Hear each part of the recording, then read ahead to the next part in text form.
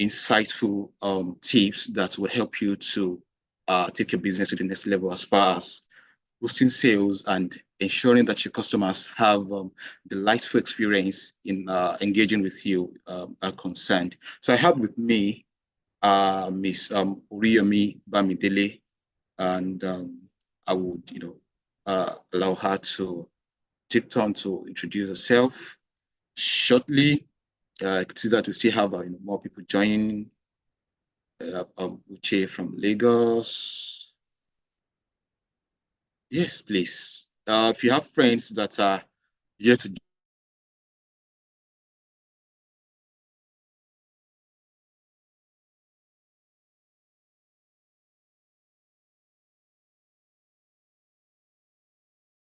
join, that they would tell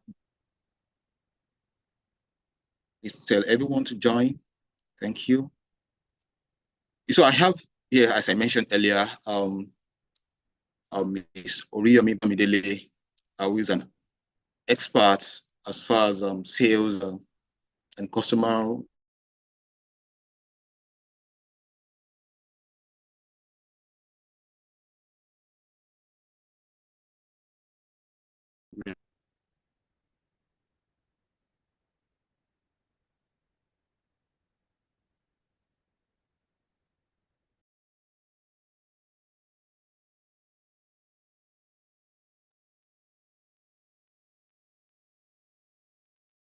So, hi, good morning, everyone.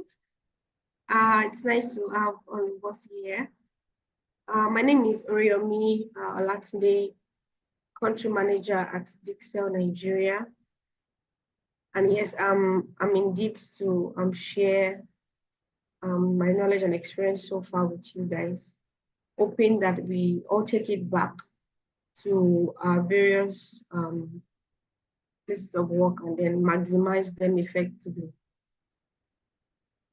So yes, I'm happy to have all of us here, and I'm happy to be here as well.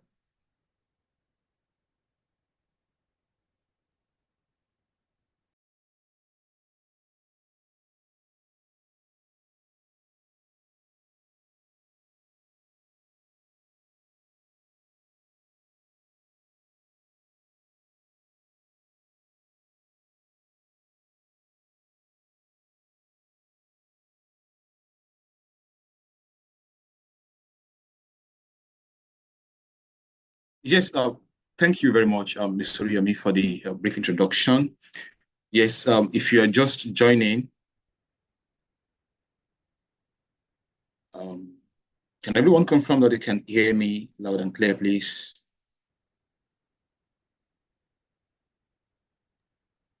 Yes, I can hear you. Oh, great. Thank you very much for that. So the topic of discussion, our focus today is centered on boosting sales, like strategies to boost sales and deliver exceptional customer experience and engagement. All right. And as I mentioned earlier, we have the country manager of Dukesell with us here, that Oriyomi Bamidele. So before we dive into the discussion for today, I would like to give a brief introduction about LSETF, Lagos State Employment Trust Fund. So please, how many of us are new, returning attendees of BSU programs? Like if you have attended the programs like this, please just indicate that in the chat box. So the Lagos State Employment Trust Fund is an agency set up by the Lagos State government to provide support for businesses and individuals in Lagos towards some job and wealth creation. And the agency does this through different programs. We have the access to finance programs, which we do through loan opportunities we provide for business owners in Lagos, as well as grants that we provide for our business owners, that's through the Lagos Cares unit. We also have the business support programs, among which is this that we are having. We have webinars and different access to market programs that aim to support businesses to scale in that regard, and also equip different business owners with skills that would enable them to take their businesses to the next level. We also have our tech arm, which is the Lagos Innovate, where we carry out different activities to support the tech ecosystem through talent development, idea hub, workspace voucher, and whatnot. So if you have business idea, a tech idea that you're still nurturing, you may want to go through Lagos Innovate platform to check on products that are meant for you. So back to the main focus of today: boosting sales and ensuring we have a delightful customer experience. Ms. Oriyomi Bamidele, can you give us a brief background about Dukesell? Yes, exactly. I think it's important to put that out there so that people understand better about your background and the fact that you're well positioned to actually give them the needed details that would help them take their business to another level. Thank you. Yeah, thank you, Mr. Mujeeb. So Dukesell is an e-commerce platform that enables anyone in Africa to start an online business without any form of capital. And what does that mean? That means that if you want to resell, you want to be an entrepreneur, you want to go into buying and selling, and probably you have constraints with regards to capital, or probably you do not have the capability to actually run all of those things that come along buying and selling. So I'm talking about warehousing, logistics, deliveries, getting products, sourcing for these products, getting suppliers, manufacturers. Probably you don't have the capability to run through all of this, or you just don't have the capital to start, right? Dukesell is the place where you can actually start. What we do is we list a variety of products from different categories. We have appliances, electronics, home appliances, kitchen appliances, fashion wares, gadgets, computer accessories, phone accessories, and much more. We list them at wholesale prices on our platform. So as a reseller who is interested, all you need to do is register the app, and then you can start using that app without even making any payment. So you go through the list of products, you select the product you want to sell, you download it, you add your profits to it, you share on your social media platforms or wherever you feel you can get enough customers from. You share, and then once you get a customer, you come back to the app, place order for this item, you impute your customer's delivery details and contacts. We go ahead and do this delivery for you and then pay you your profit. Is as easy as that. So it's just you doing buying and selling without actually doing all of the work that it comes with. All you need to do is just have your smartphone, and then you have the ability to also sell, get customers. And for the supplier side, we also reach suppliers, manufacturers, wholesalers. We help them list all of this product. So we are here for both the resellers and the suppliers, right? So that's what kind of distinguish Dukesell from every other e-commerce platform, probably like Jumia or Ponga and every other ones we have here in Nigeria and Africa.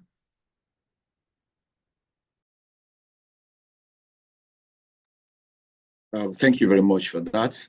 Yeah, that's really nice to know about Dukesell. I think somebody just asked, the e-commerce applicable for services? I think you may just want to answer that, maybe 1 or 2 lines. Thank you. Yeah, when you say services, like what do you mean? Like not product, strictly service. So for now, if that's what you mean, for what we do is strictly product. We do not allow services on our platform. This is the fact that we can't verify all of those for now. Even for the products that we sell, we still have them limited because they have to be products that we can verify and vouch for, right? That, okay, yes, this product can actually go out to the end users and it will not cause harm or anything that would actually come back as an issue for the reseller. So strictly product on Dukesell. All right, thank you very much for that succinct and straightforward answer. So let's delve straight into it. How would you describe the importance of relationships in sales? I've had different experiences with some different businesses as a person, talking from the consumer or customer side, that we have some people, some businesses that they make sure that your journey with them is so delightful from the points of contacts with them through maybe their social media page or even online platform, however the case may be, or even their company when you go to their physical space. Yeah, in that regard. So you get the vibe, kind of, right? So how would you describe the importance of relationships in sales? Yes, so nowadays we as entrepreneurs or business owners or founders, we kind of focus more on customer service. That's just answering customers requests, or they have questions you can answer. But we kind of neglect the part of the relationship, because that is what actually helps us. Getting the customer is just the beginning. Onboarding a customer, right, is just the beginning.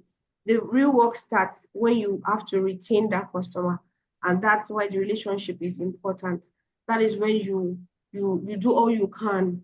Your relationship will kind of foster trust, makes this customer trust you, make them believe that yeah, I can trust this body or this company or this organization to actually meet these needs that I want. So customers relate, they want to buy from a person.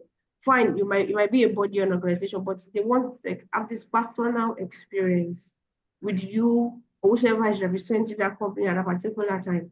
So relationship is very, very important. And the funny thing is, these days, like I said, we take more notes for customer service than customer relation. We put more energy into customer service or customer support than customer relations. So like I said, customer relations helps in retaining, yes, these customers that you have gained. Oh, great.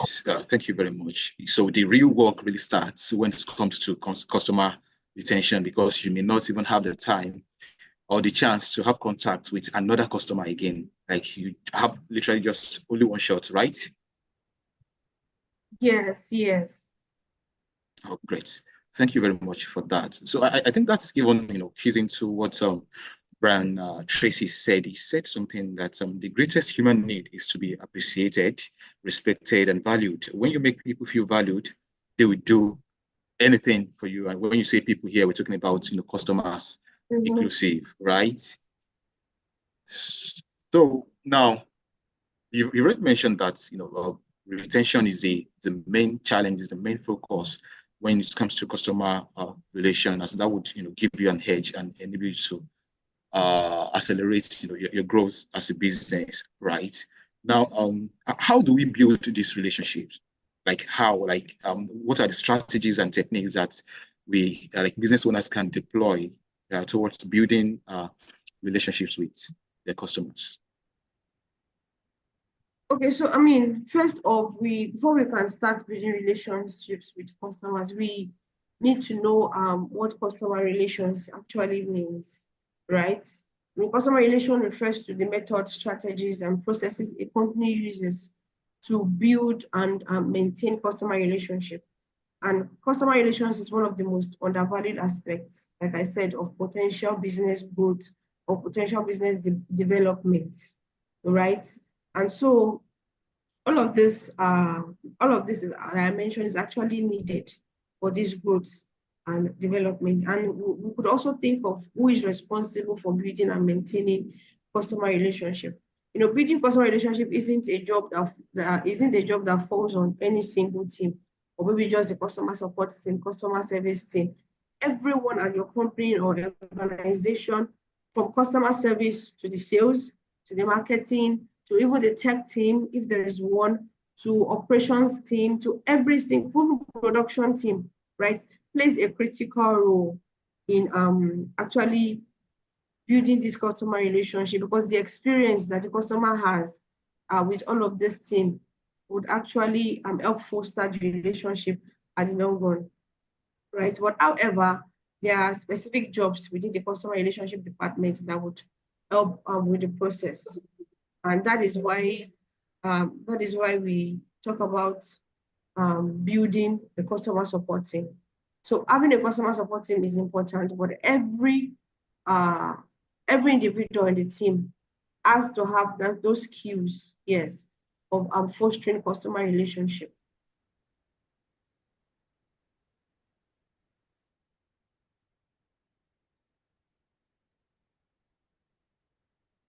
Okay. So you mentioned something like um, about building a customer support team, right? And that reminds me about the fact that some uh, organizations, some businesses, they have customer support and sales somewhat interlinked, and sometimes they have marketing, sales, and customer support interlinked in that. Do you believe it's better to separate this based on the given the significance of customer relationship in that regard, or having that combined method or approach also works? Yeah, so this is what I would say to that. When it comes to sales, there are three types of focus. There's a product focus, transaction focus, and customer need focus. So the sales focus is the salesperson, what he just wants is, okay, I just need to make this sale. This customer just has to buy. And whatever I pitch to this customer is to make the customer buy. For a transaction, probably you are offering a service, or you are trying to build a partnership or a collaboration. And what the salesperson or marketing person's goal is at that point is just to get the customer to say yes. But for the customer needs focus, right? What you're doing is you are putting the customer's needs ahead of any strategy, any marketing strategy, or any sales strategy that you want to plan. And I believe that is why those two departments or teams can be intertwined at times, like you mentioned. So when it's a customer needs focused approach that a company or organization is using to boost sales or revenue, they put the customer needs first. So they have to work hand in hand. The marketing team or the sales team has to work hand in hand with the customer support team or the customer service team or the customer relations team, as the case may be, to get data from these people, then to get customer complaints, their needs, their wants, so they can actually use this, work on this, and build strategies that would fulfill the needs of the customers based on the data that the customer support has derived from them, to fulfill their needs and take away the problems they have, provide solutions to the challenges that they have. So they might not be together as a team, but I believe that they should work hand in hand to foster customer relations, which and the long run boosts potential growth and development.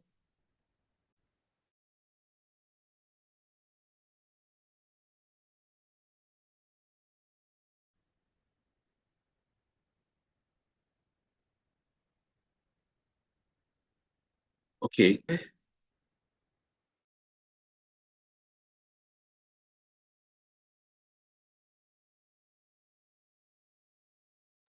Yeah, I don't think I can hear you. I think you're muted.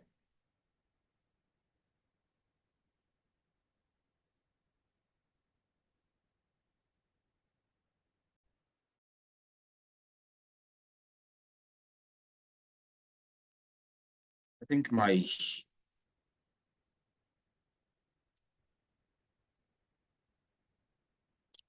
network just went off briefly. I was talking about. Can you hear me, please?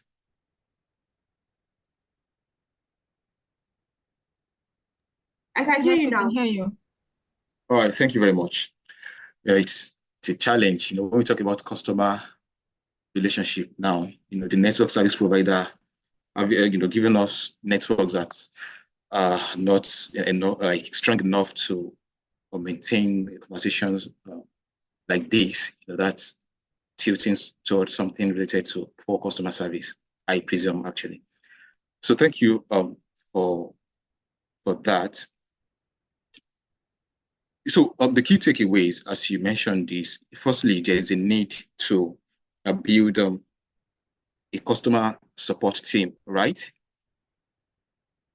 And it's also important to identify the business approach. If the business is going to be customer needs focused, or they are going to be transaction focused in that regard. All right, thank you very much for sharing those two. Are there other strategies you want to add to that, and even techniques inclusive? Yes, definitely. I would actually love to share my screen and share the little slides that I prepared so everyone can actually see and then we can go through it together. That's fine. Great, please. You can share your screen. That will make Okay, it so I think I seamless. would need access to do that. Yeah.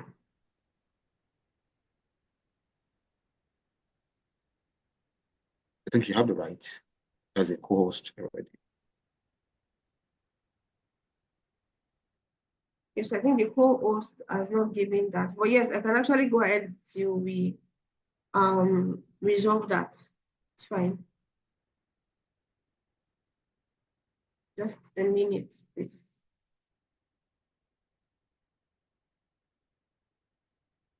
Yes, so I can just take it implementing relationship and selling strategies to boost sales and delivering exceptional customer experience and engagement. So I would like to talk about 5 things under this broad topic. Yeah. First is the importance of relationship in sales. I think I've spoken a little about that. Then building these relationships, that's the strategies and the techniques to build this relationship. Also selling strategies focused on customer needs. I think I've also briefed a little on that. Then delivering exceptional customer experience. And then I think the last thing I'd like to talk about is leveraging technology for sales and customer experience. So the first one is the importance of relationship in sales. What is customer relation? I'm trying to explain that again. Like I said before, the customer relations refers to the methods, strategies, and processes a company uses to build and maintain customer relationships. Customer relations is one of the most undervalued aspects of potential business growth. We do more of customer service now. We do more of customer support now than we do customer relation. And these days, we really have to build this relationship with these people, with these customers, to retain them, to gain their trust, to keep them, to keep coming. Okay, yes, thank you, Mr. Mujeeb. Thank you for that. Yes, to have them to keep coming, right? So let me differentiate between customer service and customer relations. Customer relations refers to the methodologies, right? And customer service refers to the reactive interactions. Both are crucial and they work together to create a good customer experience. The customer service team plays a key role in growing the customer relationship as they're usually the first point of contact for customers. And in customer service, the customer service personnel or agents, they help customers in real time to solve issues and deliver a positive journey through the sales funnels. This represents opportunities to gather feedback. So I'm trying to explain the role of the customer service now. They gather feedback and information about customer issues and behavior that can be communicated across every other team. So I mean, company can use, organization can use, or you as a founder, yes, you can actually use this valuable data gathered from customer service interaction to foster your customer relations and proactively strive to improve the customer experience and probably just address the problem before they impact the customers or go beyond control. And like I said before, who is responsible for building and maintaining customer relationship? Building customer relationship is not just for a single team. Everybody in the company, every team must be involved in building the customer relationship, right? But however, there are specific job roles within the customer service relationship departments that can help with the process, right? So what makes a customer relations team? You can actually scroll up or scroll down, Mr. Mujeeb. What makes a great customer relation employee? So when you are assembling your customer relations team, you need people who can work together to solve numerous fast-moving problems. And what are the top qualities you have to look out for? There's empathy, adaptability, and strong communicator. These people have to be people that that can understand the customer's feelings, that can actually place themselves in the shoes of the customer to see what the customer sees, to feel or to have an idea of how the customer feel about a particular problem. For every issue that a customer expresses, not taking into consideration how they express it. It might be wrong, it might not be too good, but for every challenge a customer expresses, it's always from a good place. It's always them wanting to get a solution. Yes, that's always the main thing. So they might not put it out right, but it's always for them to get a solution to that problem. So you have to be able to empathize with them, to understand how they feel, and also to be adaptable and then be a good, strong communicator, right? And for the top traits, positive attitude. I mean, not a customer service person that brings the experience from yesterday to today. You probably had a customer that you had an issue with yesterday, and the customer was not really giving you a good time. And even after you tried to prefer solutions and all that, you still had big issues with that customer. And then you are bringing that energy into today. Like you're already building a kind of roadblock or a wall or an armor for yourself, that any customer that comes like that today, I'm ready to give it back. So you are coming with a positive attitude at every single day, at every single new conversations that you are starting. See it as a fresh beginning for that customer. So you have to be responsible for your work as well. Take ownership, responsible for what you do. You have to be able to be calm under pressure. You have to be an active listener and also be organized, because at the long run, we need to gather data from these guys. We need to gather information that will help every other department to build or to help foster how they would work. What is the benefit of positive customer relations? We have higher customer retention, right? I think I've said that before. That's the first thing, and that's the most important thing. Satisfied customers make repeat purchases and recommend your products to their friends and family. When a customer is satisfied, they come back to buy when they need it. When I buy hair from an hair vendor and I'm okay with what I get, I'm okay with customer service, I'm okay with the way they related with me. For me, I already have an hair vendor, a permanent hair vendor. I don't need to go somewhere else to get it. I would even refer to every other person around me. So they repeat, you retain them. They are a repeat customer, and they also even recommend your products to their friends and family. And that's invaluable free advertising for you, and passive income from simply creating a positive customer experience. And another one is the more customer loyalty. When you have a great relationship with your customer, it's unlikely that they will leave you for a competitor, right? And even if they can get at a better price, they would still want to come back because of the experience that they've had with you, right? The worst that could happen is they would tell you that, oh, I saw it at this place at this price. But because of the trust they have, they believe, okay, it's better to buy from this person. So they are loyal to you. Better business reputation and brand credibility. Customers will often reward businesses that provide top-notch experiences. They would reward you with their loyalty, like I said before. They will reward you with brand credibility. Wherever they are talking about you, talking about that brand, that particular company. Oh, they are this, they are that.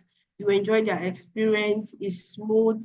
Is self-explanatory. Is this and that. So they give you that credibility and also ability to maintain prices. When you don't have a good customer experience, you may be subjected to more price fluctuations, because the customer experience is not so good. You are not retaining customers, they are not coming back. And in your mind or within your team, you are thinking, oh, is it our prices that are too high? Okay, maybe if we reduce prices, maybe they will come back or maybe they will buy more. So you are in between that decision of saying, oh, should we keep bringing down our prices? You're not able to maintain price. So even sometimes when you are making loss, you are still trying to reduce your prices just to make sure you retain customers, whereas you are not dealing with the real problem, which is the customer experience, right? So a high quality customer experience adds value for customers and in turn helps foster price stability. Also is increased competitive advantage. Brands that deliver the best customer experience generate around 4 to 8% more revenue than other competitors, right? Focusing on providing memorable customer experience and nurturing your customer relationship can set your company apart from the crowd. You know, what is something that they know you for, that okay, this particular brand, this is what they do. You want quality products, go to this place. You want a good customer experience, a seamless transaction. They know you for that already, right? So it stands you out from every other competitive brand. Also, improved employee morale and attitude. When customers are happy and everything is going on well, your workers are more likely to be happy, right? Especially when they take responsibility, they're happy that yes, we are doing our work well. It gives them a sense of that oh yes, we are doing right, and it helps them want to actually do better and do more. But when you prioritize positive experience across the customer journey, your employees will feel more motivated and your business will thrive in turn. Right. So the bottom line is that to be successful in selling any kind of selling at all, either product or services, you have to make selling personal. People do businesses with people, not with companies. Even in a business to business, that's B2B channel, it is still people that are making those decisions on behalf of the company that they work in. So every sale starts with a relationship. If a relationship is very strong, there is a higher likelihood that of a sale and also a loyal repeat customers. That means you need to get to know these customers on a one-on-one basis to understand what they want, what they need, what resource they already have, what problems they are looking for solutions to, what is it that would quench their thirst, what it is that will give them peace of mind. So the need of that customer, we need to know it, right? Yes, so I would go ahead to building relationships. Can you just scroll up? Building relationships, the strategies and techniques of building these relationships. How can we go ahead and build these relationships?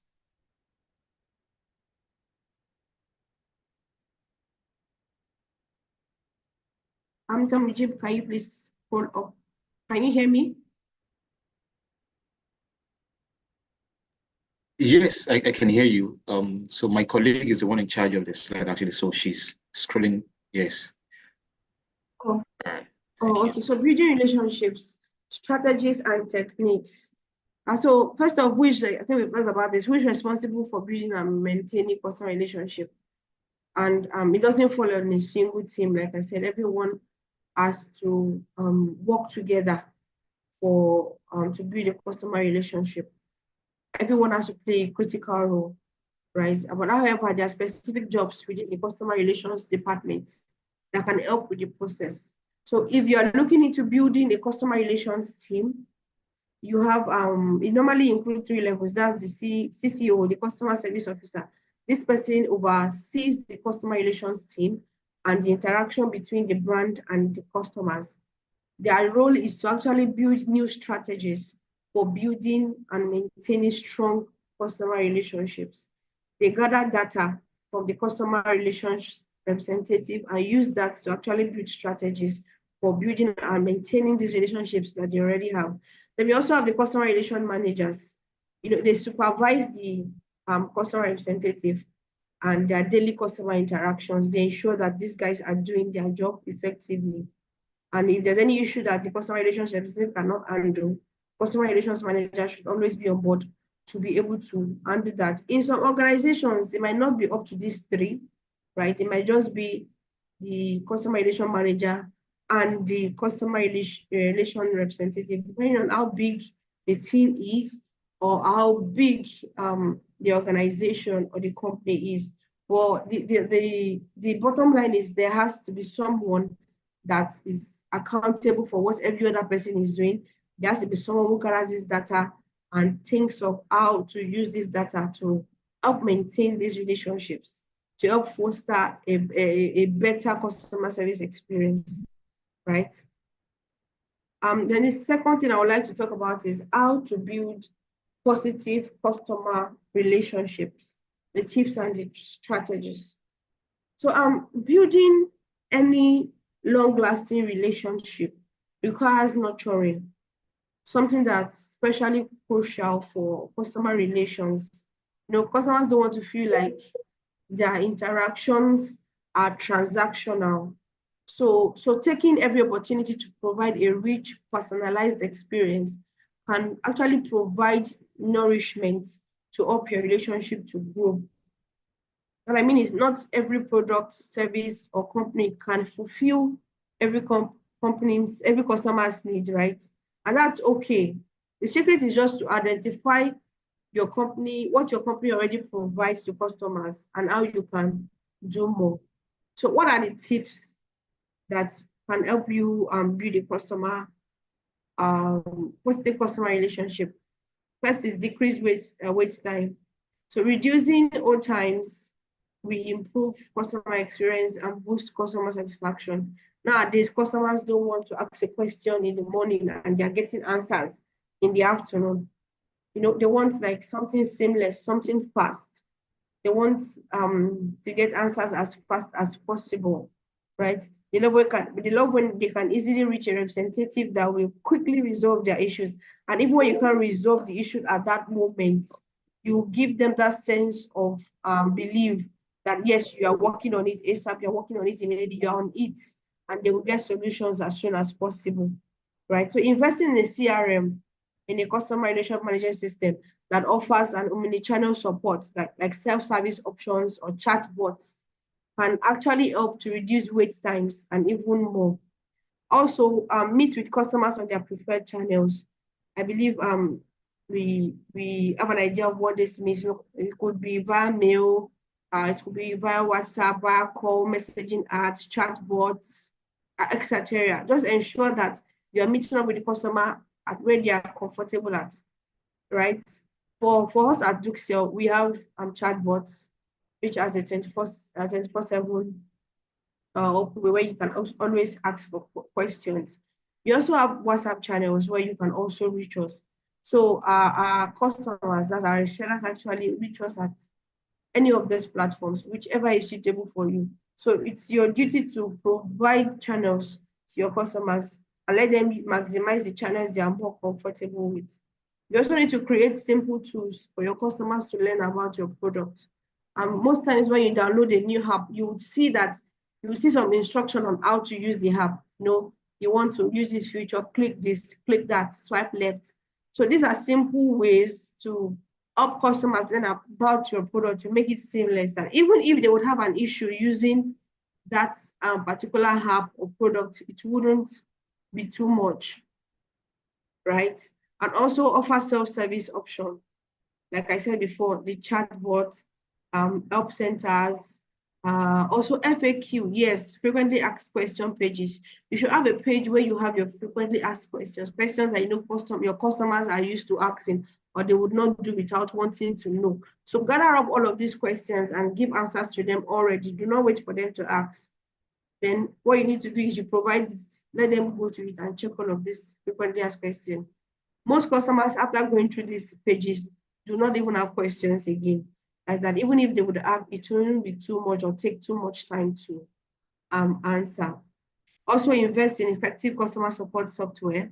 Talking about the CRM software, this one now helps you to be able to gather accurate data about your daily transactions. You are able to get how much revenue you are having, how much customers are you retaining, how many repeat customers do you have, how many of your customers buy on a daily basis, on a weekly basis, what products do these customers like best. So the CRM software helps to gather this data, which is important. Data is important to build, to help you think of sales strategy, right? Like I said before. So invest in an effective customer support software, right? And also prioritize employee training. We need to keep updating our customer support team and the whole employee at large, training them on how to interact, boost communication, problem solving abilities, like active listening, customer service training, and all of these things that would help your team to do better with customer relation. Also collect customer feedback. Customer feedback provides valuable insights into how your customers feel about your brand. You can collect this information through surveys, reviews, social listening, spike in support issues, and more. So analyzing this data will help your business make better decisions, customer-centric decisions actually, such as improving products and services, streamlining processes that affect the customer experience, and building better relationships with your customers, right? Also, you need to learn who your customers are. Get on a personal level with your customers. Learn who they are. When you know who they are, you know what they want, you know what they need. Personalize your interactions. Also show appreciations to your customer. When your customer is doing well, you can reward them, probably show appreciation, like a loyalty program. You could give them a discount, free deliveries, complimentary product, free gifts. So these simple gestures, make them feel appreciated, what they lead to that they contribute to your brand. Also try and listen to your customers, build trust through transparency, take accountability, own up to your mistakes. When the customer traces out the mistakes from your team, let's own up to it, apologize, and ensure we make them feel we'll do better next time. Customers will always respect honesty and transparency, which will lead to trust. Also be personable and accessible. Measure and improve customer satisfaction. Yes, you need to check the time, and these CRM systems will actually help you to get this data to be able to measure your customer satisfaction. How well do we satisfy these customers? Like, how much time does it take to respond to customers? How long are we able to solve a customer's problem? So I have to try and measure all of these things, gather this data, and then work on how to make them better. Also create a customer-centric culture, right? Prioritize consistency. A customer might join you because of a particular reason, maybe because of the way your product is, because of the quality, because of the way your customer experience relation is. Let's try and prioritize consistency, maintain it. Don't dive because you've retained customers now, and then maybe you feel like you don't need to focus on customer service or customer relations anymore. No, it has to keep going. That is what helps to continue a company or the organization to continue to grow.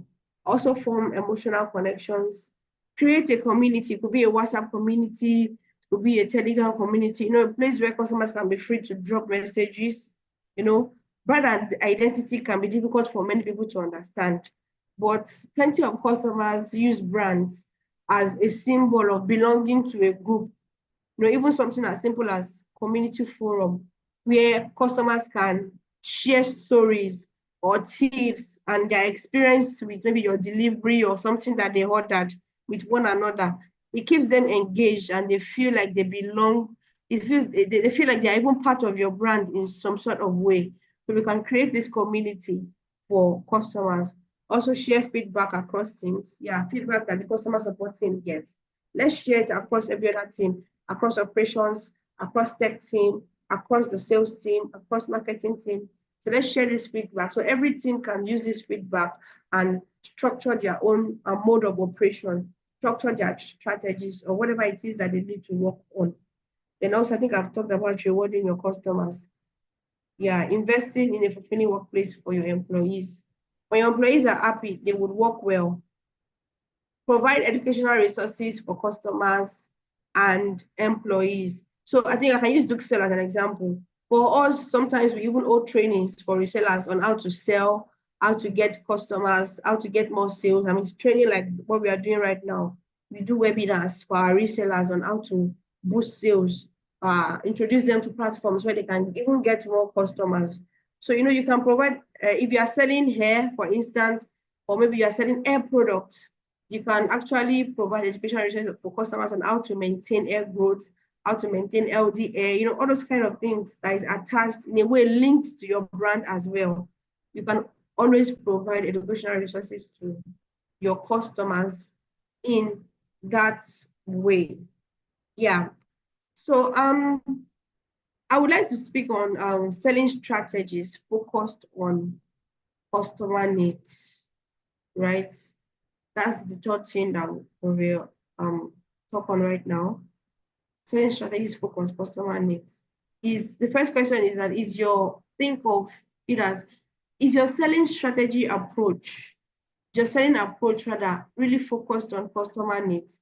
Everyone trying to make sales today should know that they shouldn't be selling product, but instead should be selling to help meet the needs of their customers, right? For instance, let's take Malta Guinness, for instance. You see Malta Guinness, check their advertisement. What they are selling is what? Is happiness. They'll tell you, feel happy. Look at their happiness. Yes, feel good. Yes, I think I remember this particular one then. This the advertisement, this I feel good, you feel good. They're selling you at that particular word that you need to feel good, you need to be happy. So in turn, they are offering their products to help you feel good. So we need to think of the customer needs. This is one of the strategies, like customer needs. What does this customer need exactly? Let's sell that thing to them and letting them know that this is my product, can give you this, right? I mean, there are three types of focus. There's a product focus. I think I've talked about this earlier, the transaction focus and the customer needs focus. But I would like to focus on the customer needs. Is when salespeople go through a discovery process to determine if customers have needs, wants, problems, or objectives they want filled, satisfied, or solved. Yes, I think I will also use Indomie, for instance. If we check Indomie advertisements, what they sell to you is the fostering relationship between mother and child. Look at this advertisement they did recently. This mama do good, we do good, give us Indomie. So all of their advertisements always focused on mother and child relationship, boosting that relationship between mother and child, right? The mother gives the child Indomie, and the child is happy with the mother, and then they grow closer and all of that. So you need to go through that discovery process, right? If you want your selling strategy to be a customer needs focus, go through that discovery process to determine the customer needs and build on that need of that customer. Establish a need first before initiating any selling activity. So you link that need to what you are selling. So a customer focused selling. Customer focused selling is a strategic approach that places the customer's needs and satisfaction at the forefront of the sale process. Now, I'm going to use Dukesell again as an example. So what we sell to the resellers or the suppliers, let me use resellers now, is that, okay, we are selling financial freedom to you. We are selling ease to you. You want to sell, right? But you don't want to go through all of that stress of doing this and that. Just stay in your house and sell. We're selling ease, financial freedom. Okay, yes, you don't have a job yet, Abby. You're not working yet. Okay, you can still get money from this financial freedom. That is what we are selling to our resellers. So for suppliers, we are selling more reach to you. We are bringing resellers to you. We are adding more to your community of sellers. We are sitting down in your shops there, and we are bringing people that will resell for you. That is, we are bringing sales revenue to you. That is what we sell to the suppliers. And for the resellers, we are selling them financial freedom, we are selling them ease, we are selling them comfort, right? So I'll just go ahead to go through the strategies and things that you can do that will help you work on a more customer needs focused strategy. So first of all is actively listening. Active listening means paying attention to what the customer is saying. It's not just you hearing words or you reading what they are chatting, what they are typing, if it's a chat, but is you trying to comprehend the customer's challenges and objective. Okay, from what this customer is saying, what does she really want? What does he really need? You learn about your customer also by asking them the right questions and taking time to listen to the answers that they give. So you have to actively listen to them, pay attention to what they are saying. And also is to plan to establish trust. Before any transaction, of course, trust must be established. This begins with thorough preparation.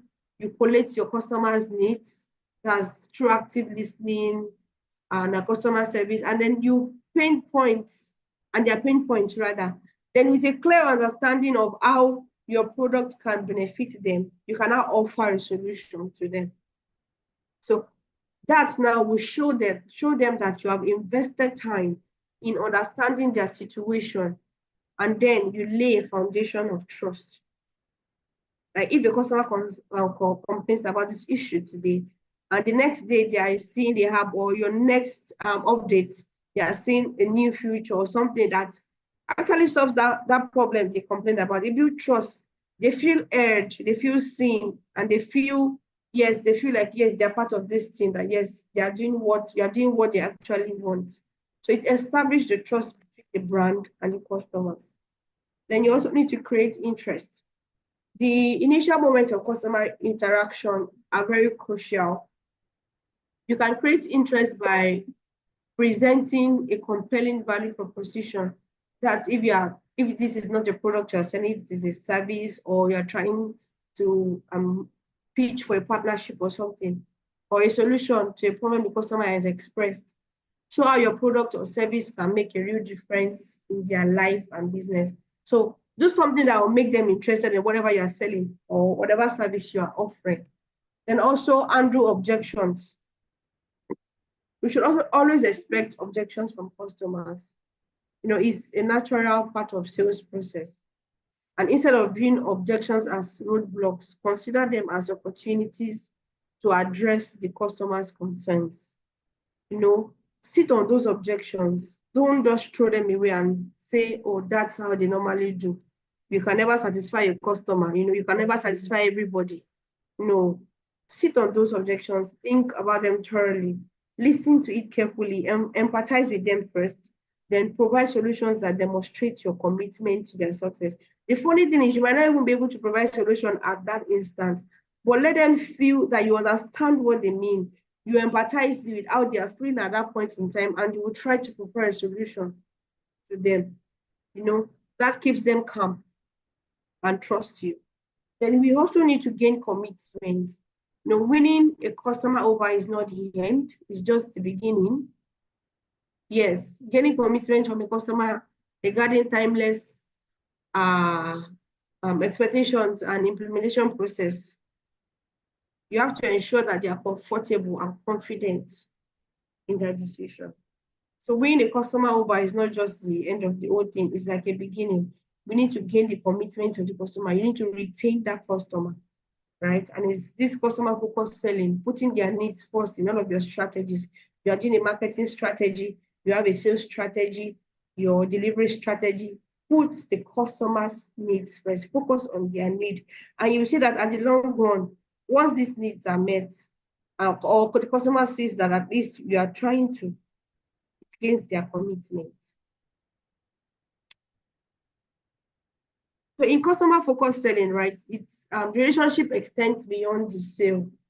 It's about delivering exceptional service and ongoing support. That means day-to-day support, daily support. The support never stops. You won't say because, oh, I've satisfied this customer now, don't prefer support again. No, it's an ongoing, it has to keep going on, ensuring that the customer achieves their desired outcomes always. Building long-term relationship based on trust and customer satisfaction not only leads to repeat business, but also to referrals and also a stellar reputation in the industry. I mean, your brand will be known for this particular thing, right? Sorry.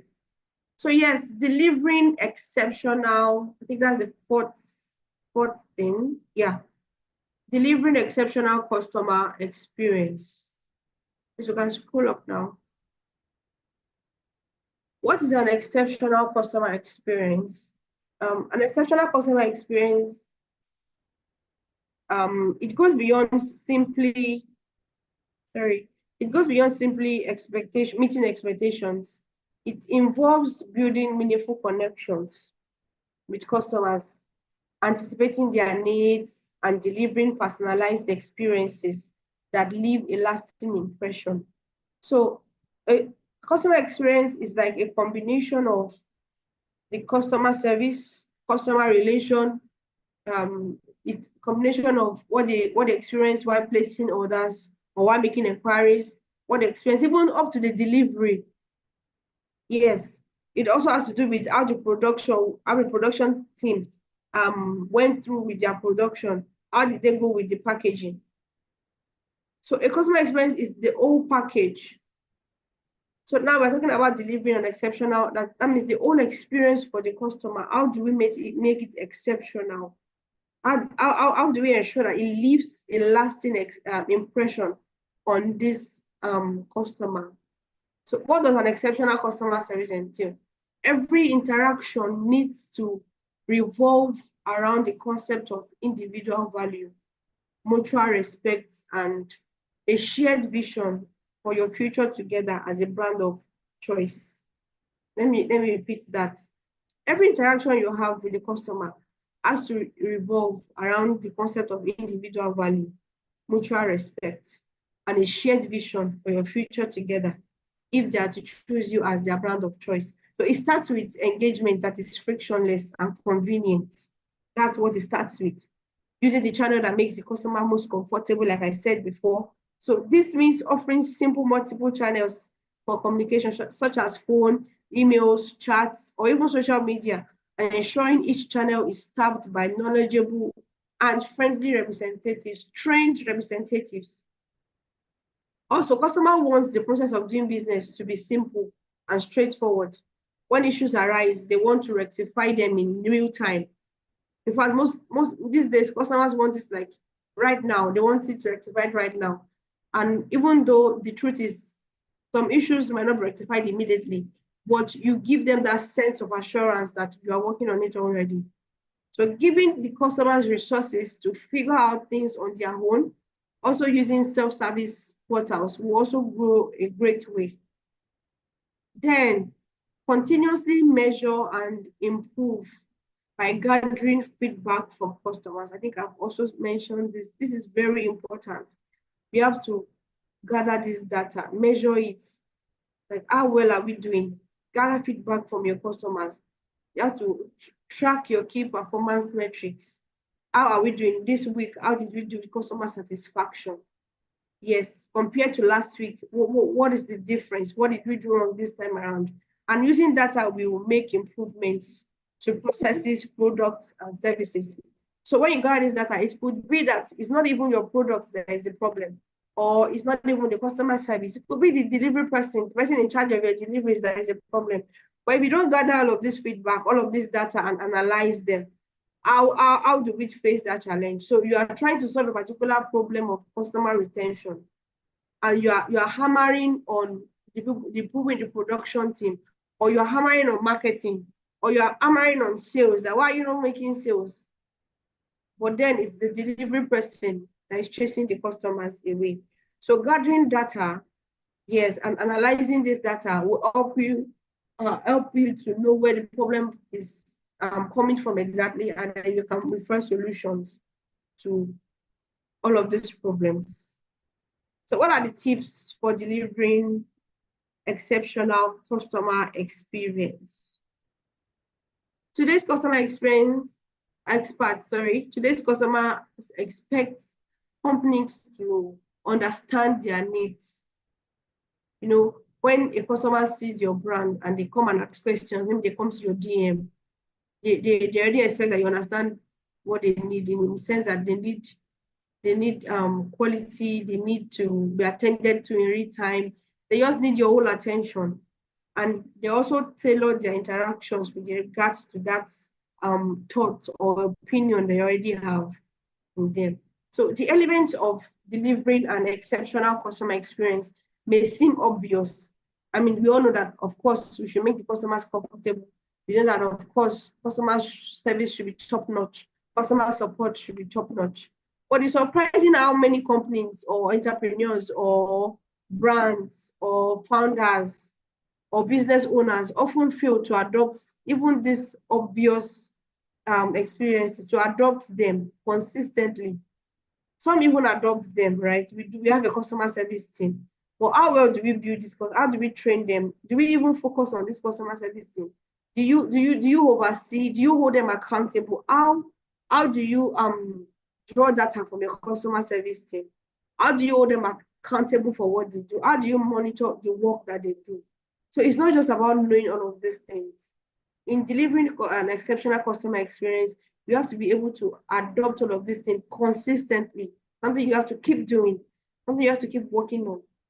You have to keep training the customer service team or your team in general to keep up to date customer needs.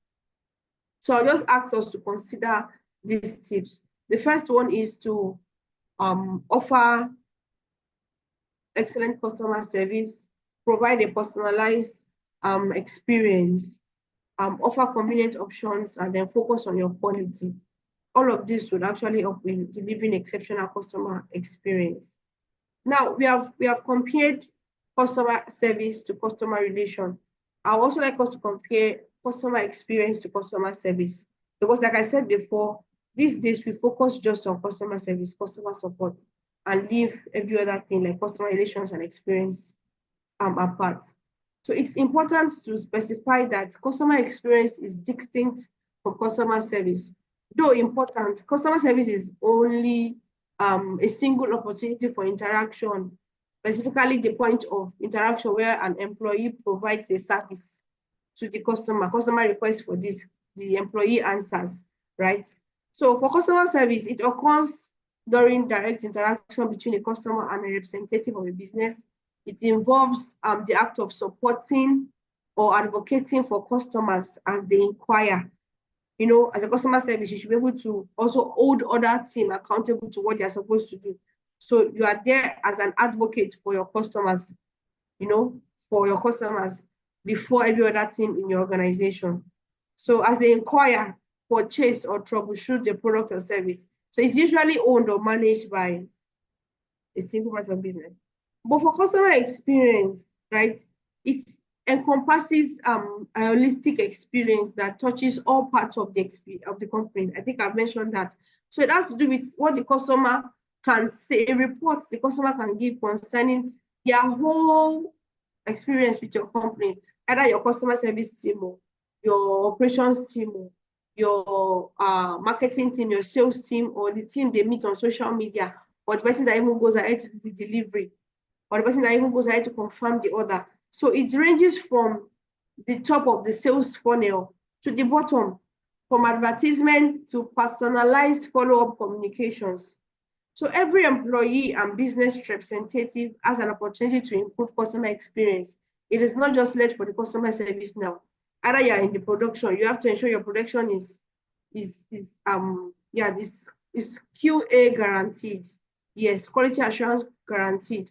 If you are in packaging, it's QA guaranteed. If you are in sales, if you are in marketing, you are in operations, you are in charge of the delivery, you ensure that you see it as an opportunity to improve the customer experience and do your role properly. So when the customer comes in contact with you, you do your own role to give that customer a very, very good experience.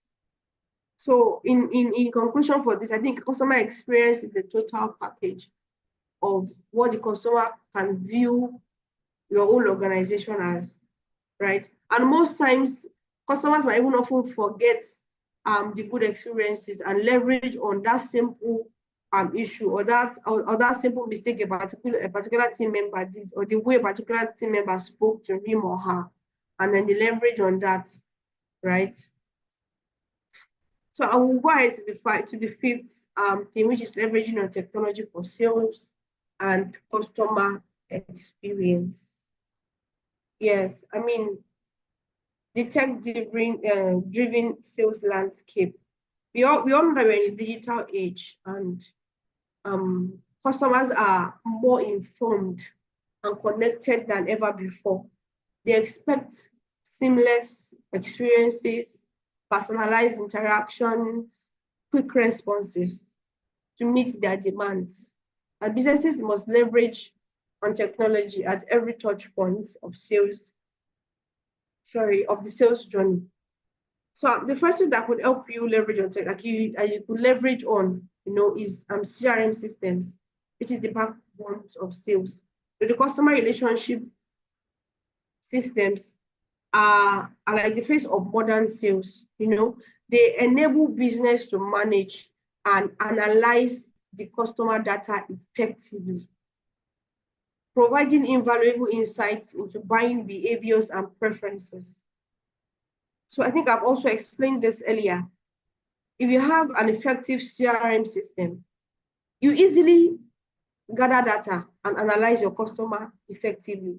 You're able to say customer A prefers this particular bag, this particular design of bag, or customer B prefers to do pickup. The customer B prefers delivery. The customer C prefers this particular style. It's a clothing brand. Customer C usually place order at the end of the month, or customer A usually place order in the middle. So you're able to actually gather all of this data to know your customers properly, to know your customer well, right? You're able to know their buying behaviors, how well they buy, how often they buy, the kind of products they love to buy, even up to their sizes, their favorite colors. You might not know them for who they are, but you know their buying behaviors, you know their preferences, you know how well they buy, when they do not buy. So imagine I know that customer B is consistent to buy every end of the month, or at least almost every time end of the month, customer B is always buying. And in this month of May, the month has ended, but I'm yet to see customer B, right? I know I reach out to the calling team that, okay, we need to call this customer to know what's going on with the customer. If I am a customer and I get that kind of call, we're expecting that you place order for this, but I feel as a part of that company, I feel attached. I feel like, oh, they know me, they know my needs, they know my wants. Then I feel like a part of that brand already. So it helps you to analyze all of these things, gather this data, and you're able to analyze them. And with a well-implemented CRM system, sales team can tailor their approaches. You can forecast sales more effectively. I think the most popular one these days is that, okay, at the end of the month, most times between salary period, around 23rd to 29th or 30th, sales are always high. Why? Because salary period. So this is just an example. There are other things that you could forecast through this CRM system, and then you nurture your leads effectively. You're able to take risks, calculated risks. You are sure that this. You have data to back up your decisions. Second one is data analytics. Yeah, I think I've also spoken about that a little. Data analytic tools empower businesses to make data-driven decisions by shifting through vast amounts of data. Sales team can identify trends, discover hidden opportunities, you refine your strategies. Then these insights enable better targeted marketing efforts and more effective sales tactics. So the data you get from CRM system, the data you get from social media platforms, you gather them together and analyze this data. Yes, and then use your results to identify trends, to see opportunities, to refine your strategies. That the long run, it helps your sales tactics to be more effective. Also, if e-commerce platforms, in an increasing online world, e-commerce platforms are indispensable, right? Right now, people, when you're hungry, right, and you don't want to cook, what we usually do then is you just go out and find your bisola or your bukola and then buy rice in a store there, sit down and eat. But now I can easily just take my phone and order and then get delivered. Simple. In fact, most people prefer that now. In fact, we even have online markets now where you can order pepper, raw pepper, you can order meat, you can order all of those things. So whether you're a traditional brick and mortar business or you're a digital first enterprise, a robust online presence can extend your reach to global markets. You're able to reach much more people when you're online, when you have an e-commerce platform where people can reach you online, right? E-commerce platform simplify transactions. They can make payments online. You're offering convenience to customers and opening new revenue streams for businesses. And also social media, building connections. Social media isn't just for personal network. It's not just where you are chatting with your friends or you are posting pictures. or you are doing Get Ready With Me or TGIF, it's a powerful tool for sales professionals. If you check Instagram now, you see different kind of business accounts, and people are making sales. Instagram or TikTok, or people are making money through these platforms, right? So it allows businesses to connect with potential customers. You're able to showcase your expertise and humanize their brand. Also, effective use of social media can generate leads. It can help you nurture relationships and also drive connections. Then also automation, efficiency at scale. Automation tools can free up sales teams from time-consuming repetitive tasks, from email marketing to lead nurturing. Automation streamline processes, allowing sales professionals to focus on what they do best, right? Also, building relationships and closing deals. And automation enhances productivity and reduces risks of human error. When your customers can buy online, they can pay straight online. Not that they'll come and they are trying to confirm payment. Oh, that's when the issue of fake alerts and all of those things come. But when all of these things are automated, it reduces the risks of human error. And also we have the AI and chatbots, enhancing artificial intelligence chatbots. They can provide instant assistance to website visitors, yeah, and also answer queries and guide users through the sales processes.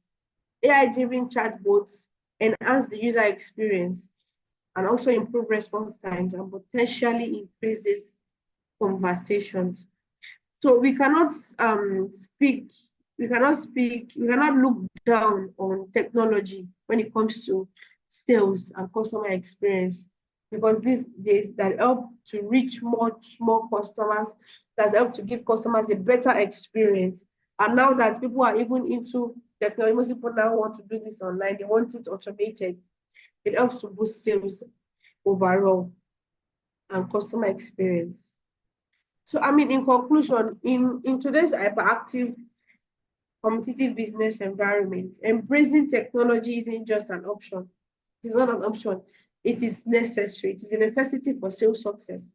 Whether you're a sales professional, whether you're a business owner, entrepreneur, integrating technology into your sales strategy is the key to staying competitive, meeting customer expectations, and achieving sustainable growth.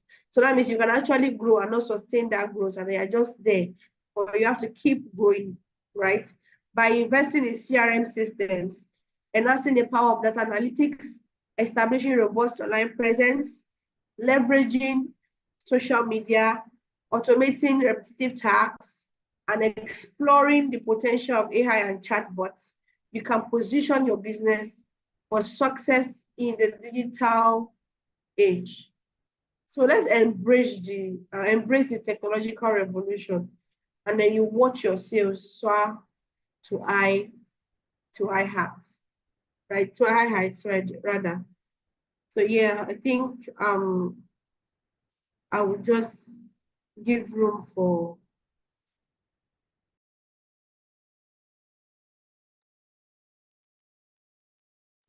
Mujeeb, if you have anything to say. Yeah, thank you very much, Ms. Oriyomi. That was a wonderful session. Seriously, the presentation was on point. I really appreciate you sharing your insights and giving examples based on your experience on the focus of discussion. Oh yeah, so I think one of the participants asked a question concerning your platform the other time. If you could just put it in the chat box, your website, yes, so that they can check the details there. And please, our participants, thank you for joining so far. You can provide your questions in the Q&A section, please, so that we can have your question answered. Personally, the session was back to back with great points for me, and I took note of different things. I believe that our participants, were also doing the same thing. But one thing that actually, struck me in the course of presentation was the fact that we're talking about a competitive market where we have both the digital tools to leverage and of course, the traditional media to explore. And I think one of the participants asked a question earlier about sole proprietors. Yeah, because when we talk about micro and small and medium businesses, those ones, they have more than one employee, so they can say that they have a particular section of their workforce dedicated to customer support or customer relations, however they want to put it. So how would you say that a sole proprietor can ensure an exceptional customer experience? Thank you, Ms. Oriyomi. So, I mean, I think I mentioned something like that some organizations might not have up to those things that I mentioned. And for you as an entrepreneur, that you are the one running your business, just you don't have people. You are taking on, at that point, you are taking on the responsibility of the salesperson, marketing person, customer service experience, and every other thing. The only thing you might not be doing is delivery, but then you are still in charge of logistics because you need to maintain or make sure that the deliveries go smoothly. You are calling the riders back to back and all of those things. So all you need to do is, at this point in time, is you have to give yourself to it, right? Don't have that idea in your head to say, oh, I'm the only one, then I shouldn't expect myself to meet up to everything. Don't have that idea. Give all to it. If there's any other thing, if that is what you really want to do, then you have to give your time to it. Be ready to be the salesperson. Be ready to be the customer support person. Be ready to be the customer. Be ready to build relationships with the customers. Check entrepreneurs on Instagram. You see them, they are showing their face. Most people now, you are selling and people don't see you. You don't have team members, but they are just posting products, but they are not even seeing the face behind it. Check people that sell heads, they sell bags, they are showing their face, they are putting themselves in the faces of these people. So be ready to do this as well to grow your business. I'm trying to get to a point where you start employing people, qualified people to actually fill in these roles to reach more people. But for now, that's just you. Do all that you can. Take up all of those roles together and let people see you. Let them see the face behind that brand. It actually helps to build your brand faster. Yeah, thank you very much for those solid points. Yes, if you have online presence, put a face to your products, right? So not that you just keep posting your bags, your products alone. People need to see the face behind the product. It's somewhat, helps to build trust as well, just as Ms. Oriyomi mentioned. Thank you very much for that, Ms. Oriyomi. So I have a question here posted by Ekong Joseph. What are the strategies to be employed in creating that emotional connection with the customer to improve sales as a relationship manager? So, like I think I spoke of actively listening, and actively listening to your customer is not just hearing words. Is you putting yourself, when the customer is explaining, you are putting yourself in the shoe of that customer. You are hearing what the customer is saying. You are understanding it at that point that the customer is expressing. And then if there's something you don't understand about what the customer said, ask the customer a question. Oh, for instance, the customer is telling you that when I got the app or when I got the bag, this is what I felt. Okay, do you mean you were not happy with it? Okay, do you mean it didn't suit the outfit, or do you mean it didn't suit the occasion you wore it to, or do you mean you didn't just like it? You ask questions to better understand what the customer is saying. At that point, the customer feels like, yes, you're interested and you really feel what he or she feels and you really want to find a solution to it. So at that point, the customer is beginning to trust you and say, okay, yes, I think I can express myself better. And even if the real thing, even if you can't provide a solution at that time, the customer is at that point in time, the customer is sure that yes, you are doing something, and sooner or later they will get a solution to it. So it's building trust, actively listening. Just don't just hear words, but listen to what they're saying exactly and try and ask questions to them as well.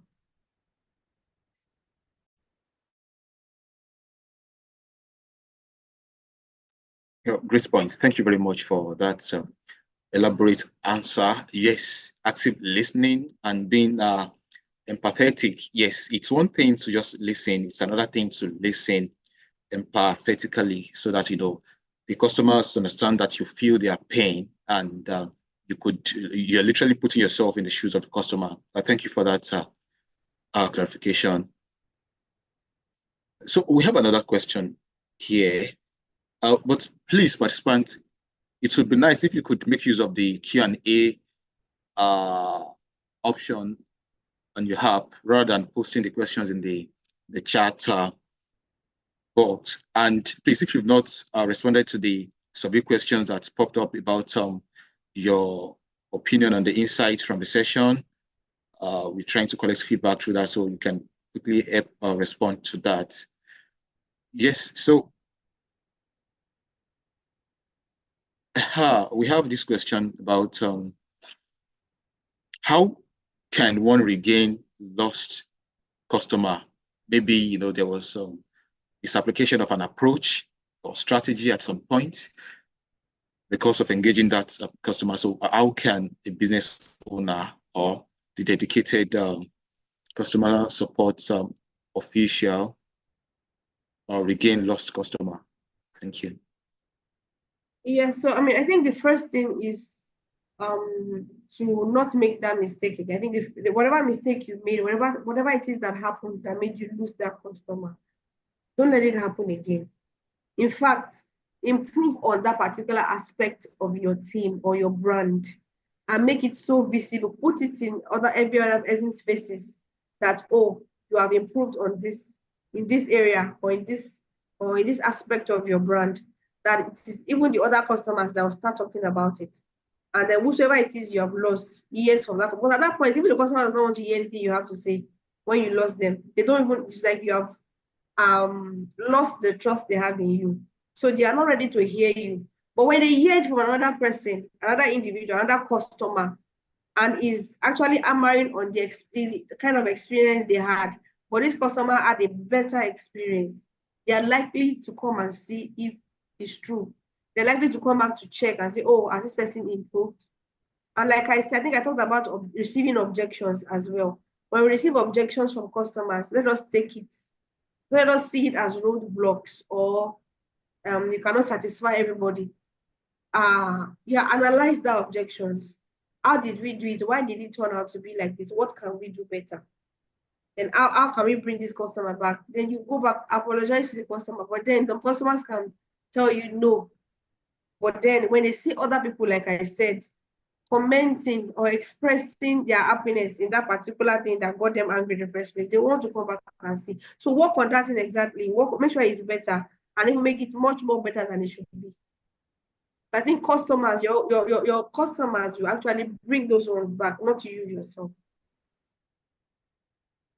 Great insight. So it's important for you to understand why the customer is not returning in the first place. So the proper understanding of the reason for the objection would help you to know what you can do better. I think that's a key takeaway, as well put by Ms.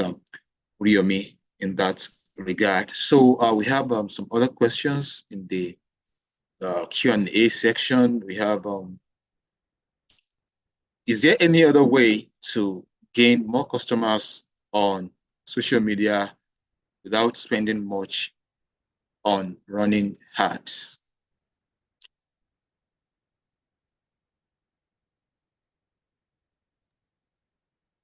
Yes, I believe there is.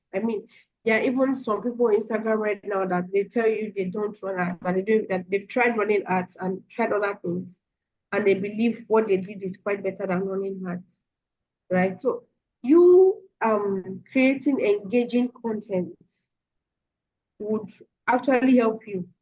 For Instagram, and I think for Meta generally, the more engagement you have on your posts, the more visibility it gets, either you run ads or not. So the more likes, the more people are watching, the more people are liking, or they are talking about it, or you're commenting, the more visibility, the more Instagram or Facebook shows this to other people again, or suggests it to other people, either you run ads or not. So when you think around creating engaging content, whatever it is you are selling, let your content, don't let your page be boring. Don't let your page, your Instagram page or Facebook or TikTok or whatever page you're using on social media, let it be interactive for people. Let it be follow trends. Look at what is going on there. And if you check Instagram these days, you will see they will draw, even TikTok, they will drop a particular song or a particular trend, and people are mimicking it or dancing to it, and then it just happens like that. So go through with trends, follow these trends, and in a way, line it back to whatever it is that you are selling. But the point is, the more engagements that you get, that's how it works. The more engagement you get on a particular post on Meta, the more visibility those posts get. Either you run ads or you do not. Yes, thank you very much. That was a clear answer in that regard. It's more about improving the visibility of your posts. So if you are able to ensure that your post is more visible, stimulating interaction and engagement on the post, it makes it to reach wider audience, and before you know it, you start talking about some good conversion rate. Thank you very much for that, Ms. Oriyomi. So we have another question from Mr. John Ocon. How do we manage high rate customers? Yeah, so, and I'd like to point out that it's always important to mind your choice of words when you are interacting with your customers. You don't tell your customers that, you don't mention that a customer is stubborn, or use some words that may appear offensive to the customer, because humans love to be respected, valued, especially one that wants to make purchase from you, given the fact that you are operating in a competitive environment. So you want to mind that. So over to you, Ms. Oriyomi Bamdele. How do we manage high rate customers? When you say irate customers, I would like to get a better understanding with regards to that. Yeah, so the poster actually used the word stubborn. Oh, okay. Yes, I mean, it's when you are into customer service, you are dealing with different kind of people. No, the same person that you're calling stubborn or irate now, either in your clique of friends, your colleagues, your mates, you have somebody like that too. So you don't expect not to meet somebody like that when you're relating with people, right? What you need to do is, I think we talked about being calm and also not bringing that situation into it, because at the long run, sometimes you see some people, whatever experience they have with a particular customer, they push it on to the next customer, right? But that kind of customer, you need to be calm at every time, no matter how much the customer, I don't know how the customer expresses it, or say that they are shouting or use bad words or whatever it is, right? Because when the customer takes a screenshot, you reply the customer, because the customer is using bad words, you reply with the bad word, they will screenshot it and post or something. Nobody will see what, in fact, maybe less people will see what the customer said. But a lot of people will comment on what you, as the brand, said back to the customer. So no matter what the customer says, just be calm enough. If it is a point that you're trying to make the customer see, try other ways to help the customer see it, but make sure you are standing on that point, not in a vile way or in a way that will come across to the customer that you are being rude. Stand on your point, yes, but be expressive calmly, and whatever the customer says, don't personalize it that person is talking to me, person is talking to the brand, not you as a customer service person or whoever it is. Yes, thank you very much for that. So the answer is, according to Ms. Oriyomi, remain calm no matter what the situation is, and try to listen attentively to the customer and try to address their pain point, and ensure that you don't transfer the aggression or the anger that your previous customer had to another customer.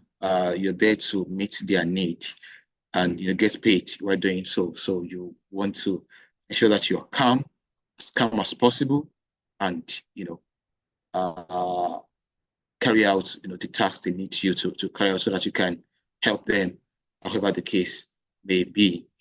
Yes, so we have, and please, participant, it's important that we have questions that are related to this session alone. We have some, people posting questions that are not related to the session. However, I believe the BSc business opportunity can also get back to you on that to provide answers to your specific question in that regard. Thank you. So we have another question from Ms. Adebimpe Additional. How do I make sales posting on TikTok?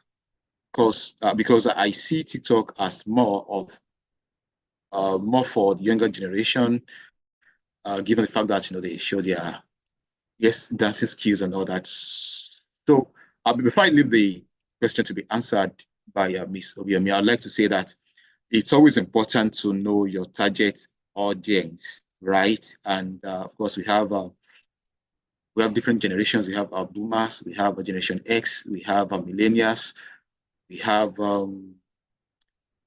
Gen Z, yes, and we also have Gen Alpha and whatnot in that regard. So whatever category your target customers or potential customers fall into, you want to understand their peculiarities, what is common to each of them, and that would give you insight into the tools that you can leverage to promote your products in that regard. So that's one key thing that I'd like to chip in before I leave the floor for Ms. Oriyomi to provide more clarity in that regard. Thank you. Yes, thank you, Mr. Mujeeb. So for TikTok, right? If you're well with TikTok, you see that it's more of trends, and it's more of people following trends. There's a particular trend now, and every page you see there's doing it.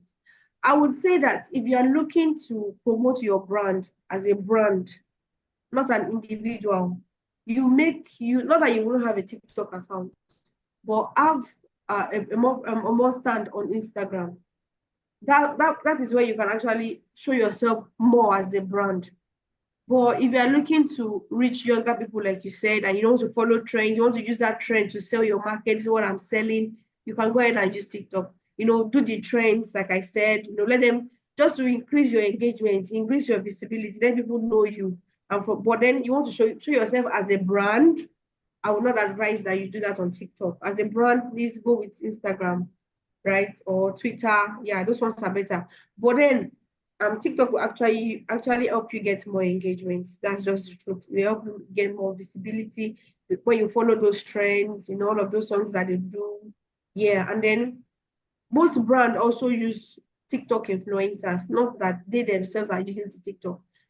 They use TikTok influencers on TikTok to promote their brand. So these guys on TikTok that you see doing of these trends, they're actually working for most brands. So, but if it is you as a brand and you want to promote yourself, please do not use TikTok to promote your brand, or don't focus on it. You can focus on it for just like I said, following trends, selling products, showing people, just redirecting them back to what you sell or what you do. But as a brand, Instagram or Twitter will be better. But that does not stop you from having a TikTok account. No, it doesn't stop you. It increases engagement when you follow all of those trends. Thank you very much for that wonderful response. So it's about deploying multiple strategy, right? As far as your visibility is concerned, as the key takeaway from Mr. Oriyomi is concerned, like know the tools that will aid your conversion in that regard, and adopt them accordingly. But that doesn't mean you shouldn't have presence on other platforms in that regard. Thank you very much for that. So I have a question posted in the chat box. We have a question from Mr. Ismail. Is a freight forwarding agent and an import of vehicles, customer loss, recent time, and he's asking a question about how he can gain the customer back. And of course, he provided more context by mentioning that yes, inflation is one of the key factors responsible for that. So I would like to add to that. We sincerely, we sympathize with you as far as the reality is concerned. We understand the fact that we have multiple macroeconomic headwinds, like different issues that are actually plaguing the market right now. We're talking about talking about foreign exchange rate soaring and inflation, galloping upwards in recent times. So these, factors actually heighten cost and reduce purchasing power of customers in that regard. So from our end, I think what I would suggest is you can deploy the different payment solutions, right? Depending on the kind of customers you have. If you have returning customers that you can trust, you can give them some options to maybe pay twice on installments. That regard, that would ease the burden on them accordingly. And you can also consider other options that would help them spread the payments over time, so that having to make the payments just once and for all may not be something that would be adaptable to them the short term. But with different policies being adopted by the government, we hope that things would get better in the soonest time. Ms. Oriyomi, do you want to add to that? Yes, Mr. Mujeeb, you have spoken well. Yeah, spreading the payments. You can introduce that. Yeah, but I think another thing that I would like to talk about is you actually need to know. Fine, you might feel is the inflation, but you should also try and analyze. This customer is not getting it from me. Look at your competitors. People are doing the same thing as you do. Do they have a lesser price than you? Are they selling the same item for a lesser price? You need to look at it. Or, so even sometimes you see people that sell, once dollar goes up, or once this kind of things happen, even when they have products that they have stocked with a better amount, they still inflate the prices and they all blame it on inflation. Right? So what I would advise that you do is check your competitors. Are their prices better than yours? Or did you go ahead and inflate your price because there's inflation, even though you had old stock? So check all of those things. And then what Mr. Mujeeb also said, you can go ahead and suggest all of these things to your customer. You can introduce BNP, or that's buy now, pay later, easy buy. You can use a spread it for 3 months. There are platforms that can help with that. Yes. So yeah, I think that's it. Yes, thank you very much for that. So it's about you understanding your market very well. So when you understand your market very well, it would enable you to deploy the appropriate strategy accordingly. Yes. Oh, you're welcome, Mr. Ismail. We have one question from Tedola Shakirat. It's concerning the adoption of e-commerce by sole proprietors. Yeah, like how can sole proprietors leverage e-commerce to attract more customers and boost their sales?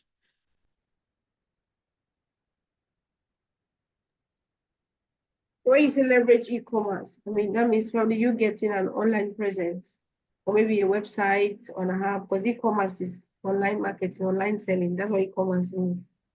So I want to be sure that's what you mean.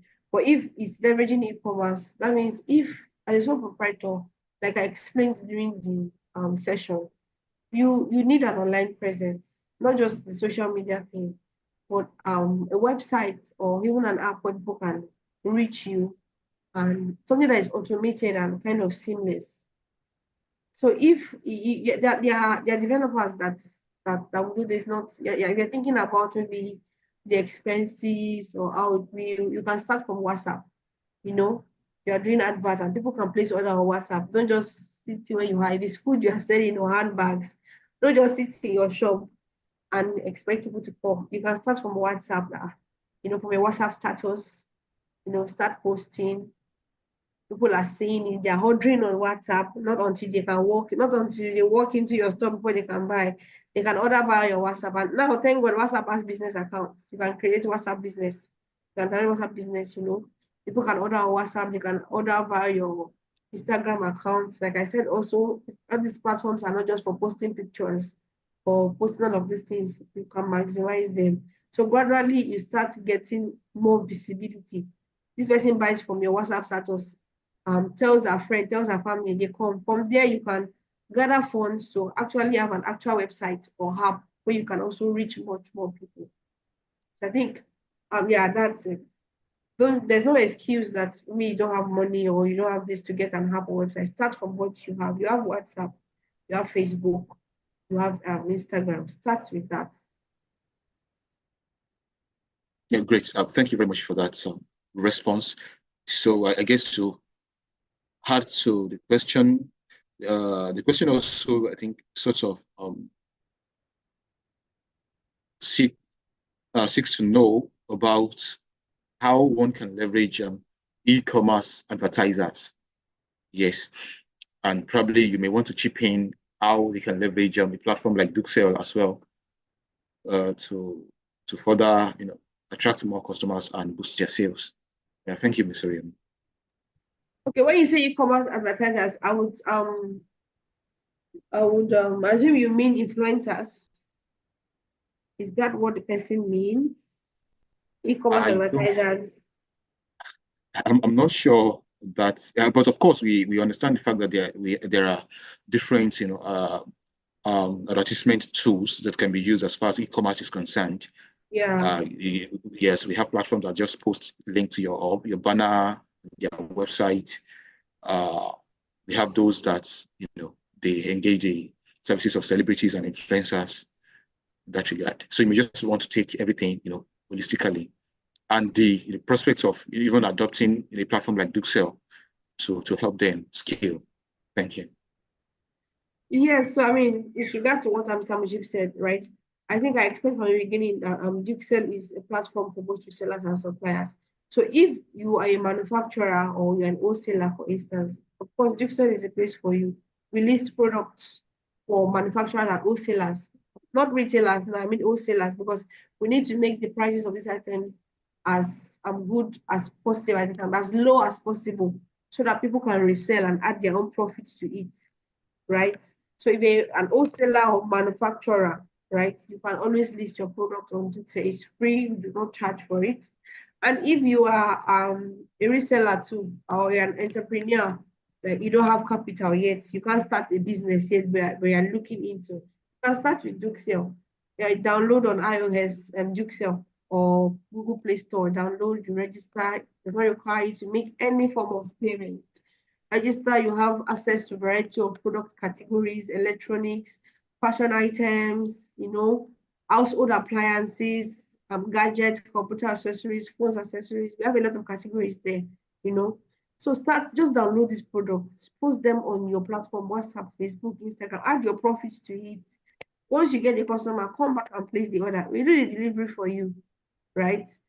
And once the customer receives delivery, makes payments, we pay you your profit.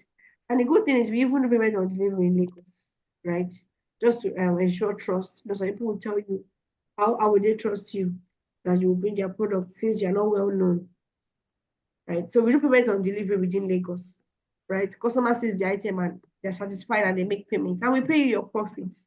So this looks like a great place to you can maximize, either as an entrepreneur that you're looking into doing business, but you don't have enough capital, or you can't handle warehousing, logistics, and all of those things, or you're a supplier that you're looking for more coverage, you're looking for more people that we will resell for you. Dukesell is the place to reach. For suppliers, I think I will drop the link that you can register as a supplier now on the chat. Yeah, I'll drop the link right away. All right, thank you very much. So, this Shakirat. Okay, good. Okay, the website will be posted in the chat box again. Yeah, so thank you very much, Ms. Oriyomi, for the clear response. Yes, Mr. John posted a question about how to keep relationship with customers strong. How can we maintain strong relationship with our customers?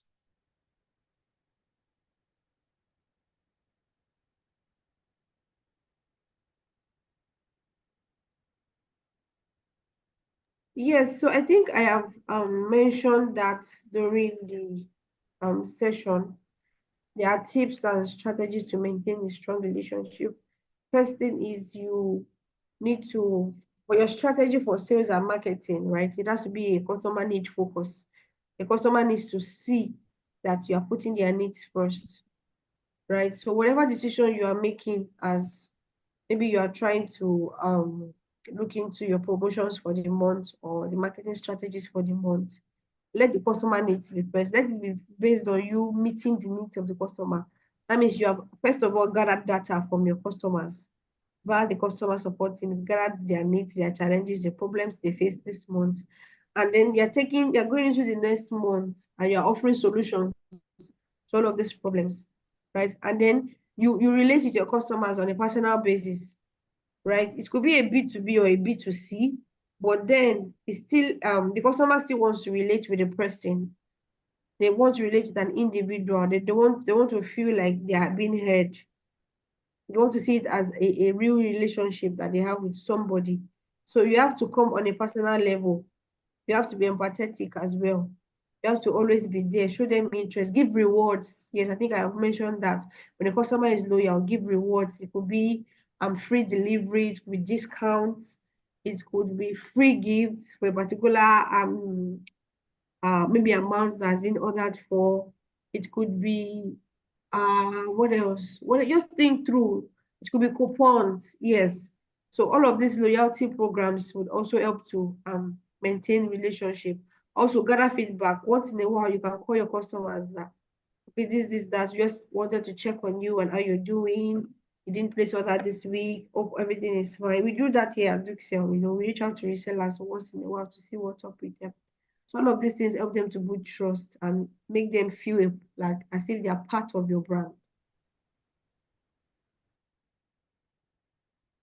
Great, thank you very much for that. So it's all about making their experience with you memorable, enjoyable, and long-lasting. Yes, so that you keep them at the top of your plan, right? So when you do that, customers definitely would always remember you, and before you know it, your referrals, repurchase, return purchase, everything will just keep growing at a tremendous rate. Yes, thank you very much for that. So please, if you've not taken part in the poll that was shared earlier, please kindly do that. It will pop up on your screen again. Kindly take your time to respond to the poll, because that helps us to serve you better, because LSETF is in the business of ensuring that Lagos residents, including business owners, they are empowered with the right tools and skills to enable them to create jobs and wealth for themselves as well as others in that regard. So please, okay, it seems we have one. Okay, all the questions have been answered. Do you have anyone that has any other question, please? We hope to receive your question within the next 2 minutes.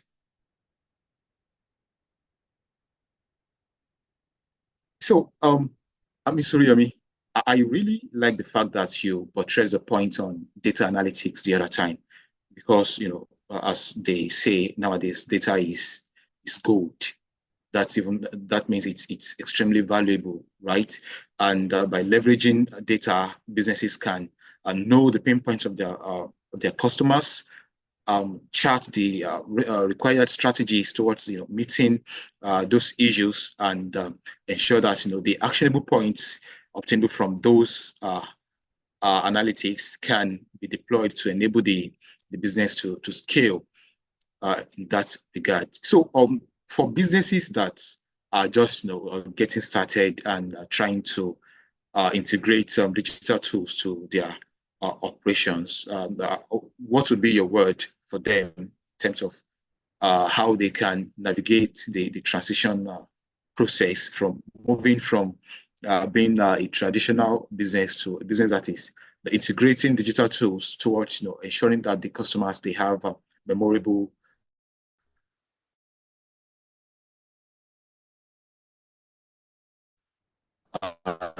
and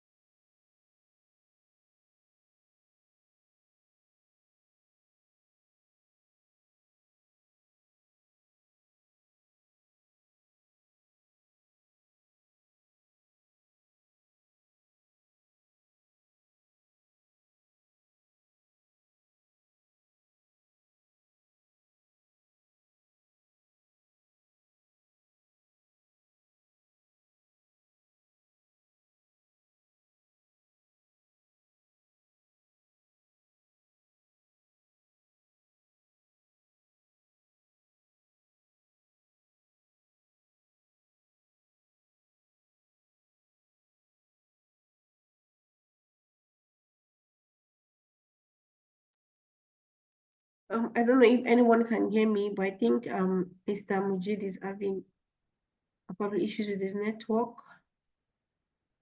Yeah, but I think it was can I okay. I think he's back now. Oh, my apologies. We're talking about customer experience, and a particular network service provider is giving me something that is short of exceptional customer experience. My apologies for that break. So I don't know if you got my last question. Yeah, so you were asking about data analytics and how new business owners can, CRM systems and how new business owners can actually utilize. Is Yeah, that what you mean? yeah, I was talking about new business owners that were adopting the traditional methods before. Now they want to transition to adopting digital tools. So how would you advise that they go through that transition phase?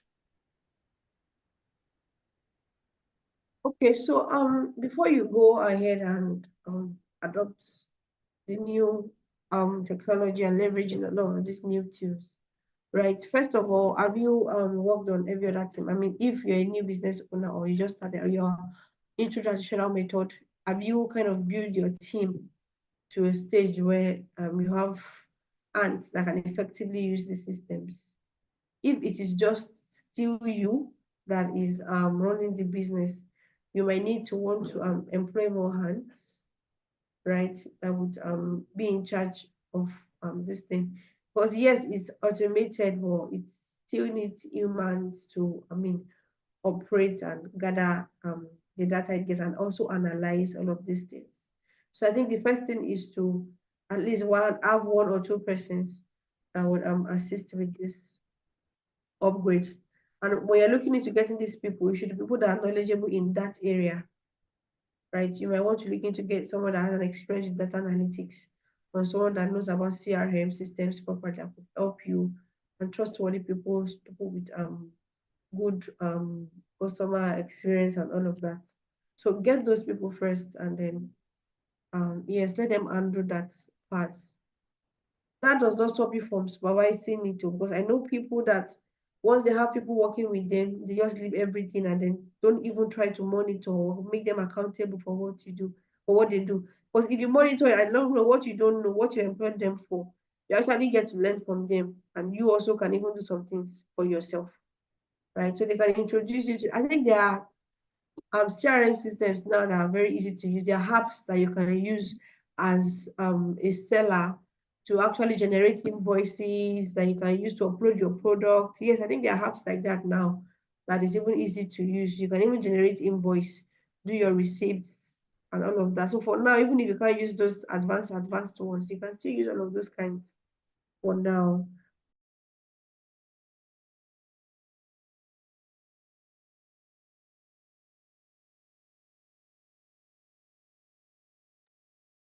You're muted, Mr. Mujeeb. Yeah, thank you very much for that, Mr. Oriyomi. It's been a wonderful session, and I believe that our participants would agree with me that there have been key takeaways from back to back, from leveraging the digital tools to ensuring that you are empathetic in engaging your customers, communicating with them, listening attentively, and ensuring that you understand their pain points so that you can meet their needs accordingly, and ensuring that you understand your market before you adopt different strategies. And yes, yeah, uh, our facilitator also mentioned the fact that the tools you'll be using must suit your market accordingly. So this and so many other key takeaways, are helpful grabs today. And I believe that as you live here today, deploy different tools or strategies that were provided in the course of this session towards bettering your existing system, and you can explore different areas accordingly. Please feel free to follow us on across all social media platforms at LSETF. That's the undo, and you can reach out to us if you have any queries through these channels. And our website is lsetf.ng. Please, you can visit our website and browse through our different programs in that regard. So that'll be all from our end this time around, and I believe you'll be on the lookout for other opportunities with LSETF, ranging from employability trainings, business support programs like this, and many others, and our loan programs as well. We also have Lagos Innovate programs that are, up for grabs. So please be on the lookout. And our employment summit, yes, is coming on June 27th. Please be on the lookout for that so that you can register and attend. Yes, thank you very much, Ms. Oriyomi Bamidele, the country manager at Dukesell. Thank you for the wonderful session, and I believe our participants, they had a very great experience attending this session. So that'll be all. Do you have any last word, Ms. Oriyomi? Yeah, thank you, LSETF, for having us, having Dukesell. Thank you for the opportunity to share the experiences. at the long run, it's always good to give back. That is how the process kind of recycles. And then, yes, so please, like you said, so you should follow LSETF. Kindly follow us, Dukesell, as well on social media. We are on Instagram, on TikTok, so you can follow Dukesell.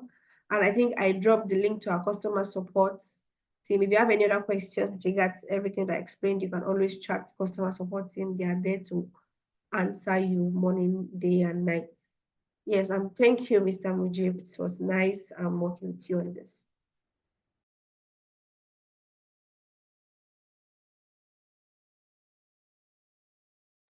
Yes, you're welcome. Thank you very much.